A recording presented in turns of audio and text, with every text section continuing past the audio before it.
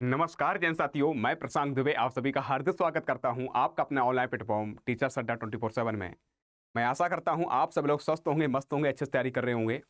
और साथियों, आप लोगों के लिए बहुत खुशखबरी की बात है और जिसका आप लोग बहुत टाइम से इंतजार कर रहे हैं, वो इंतजार बिल्कुल आप इसका इस वर्ष आपका समाप्त हो रहा है। आपको पता है कि 2025 जैसा कि आपको हमने बता भी दिया था और सभी लोग कह रहे थे 2025 तुम्हारे जीवन के लिए उपयोगी है और आपका कह सकते हैं बीपीएससी टीआरई 4.0 दिसंबर में आपका एग्जाम भी हो रहा है। उससे पहले आपको पता है स्टेट भी दिया जा रहा है मौका। और मेरे प्यार साथियों, बहुत सारे बच्चों की समस्या थी, डाउट्स था, सर बीपीएससी टीआरई 4.0 में किस किस को मौका मिलेगा, कौन कौन बच्चे इसमें एलिजिबल हैं, कौन कौन से मान्य हैं, कौन कौन सी योग्यताएं चाहिए।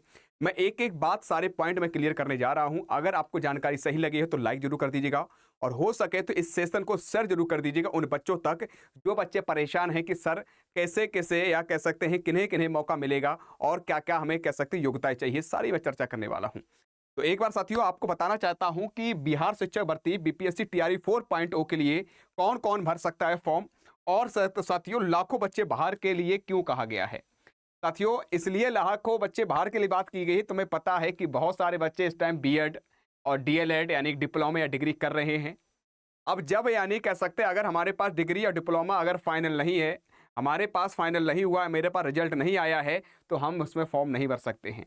और आपको भी पता है कि इसमें अप्रियंग वालों को मौका नहीं मिल रहा है। हमने आपको पहले भी बता दिया था, आज मैं फिर बता रहा हूं।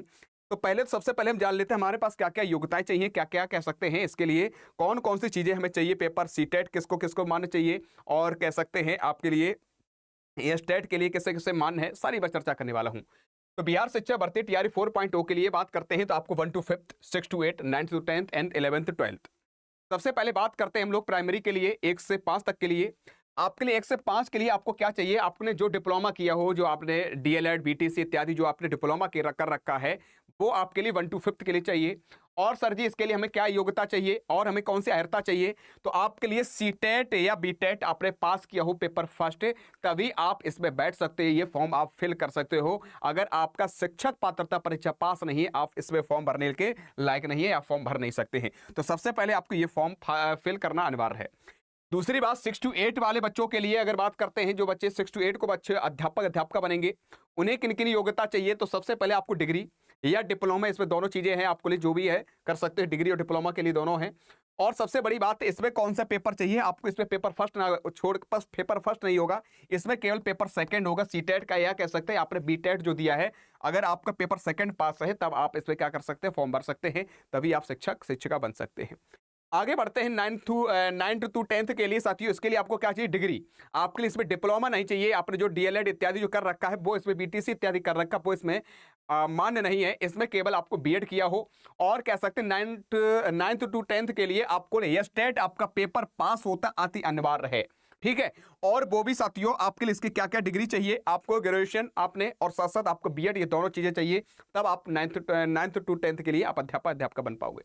11th 12th के लिए वही प्रक्रिया है, आपको डिग्री और साथ साथ इसके लिए पीजी चाहिए यानी पोस्ट ग्रेजुएशन चाहिए, और साथ साथ पेपर या स्टेट की अगर बात करते हैं पेपर सेकंड इसके लिए पास होना चाहिए, और कह सकते हैं आपको पीजी चाहिए, तब आप इसमें कह सकते हैं फॉर्म भर सकते हो। तब आपके लिए योग्यता, आपके लिए ये सारी जो हमने बताई है, आपके लिए सारी योग्यताएं होनी चाहिए।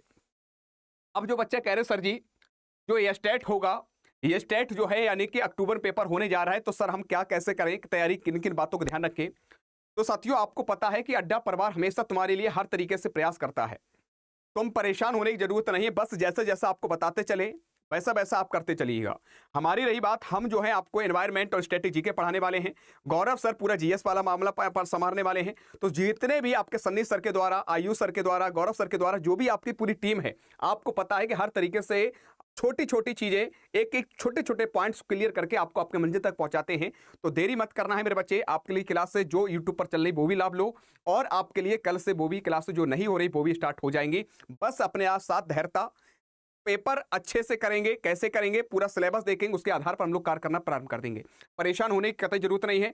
जिनको मौका मिल रहा है वो आराम से तैयारी करते रहो, बढ़िया तरीके से आगे बढ़ते रहो। और जो बच्चे सोच रहे होंगे सर नोटिफिकेशन आउट होगा तब पढ़ना प्रारंभ कर देंगे, तो लाखों बच्चों से आप बहुत पीछे चले जाओगे, और कह सकते कंपटीशन बहुत है। इस पर सबसे बड़ी बात यह है कि अदर स्टेट भी कह सकते हैं वैलिड हैं, अदर स्टेट भी मान्य है। अदर स्टेट भी फॉर्म भरेंगे, तो इसलिए मैं कहना चाहता हूं मेरे प्यारे साथियों, मेहनत करना है, आगे बढ़ना है, चीजें क्लियर करना है और अपने अपने सपनों को पूरा करना है, अपने माँ बाप के सपनों को पूरा करना है, तो लगातार मेहनत करिएगा। फिर भी कोई समस्या आ रही है तो नीचे दिए गए नंबर पर आप कॉल भी कर सकते हो, आपकी सारी समस्याओं का समाधान इसी नंबर पर आपको हो जाएगा। आज कितना ही। जय हिंद, जय भारत।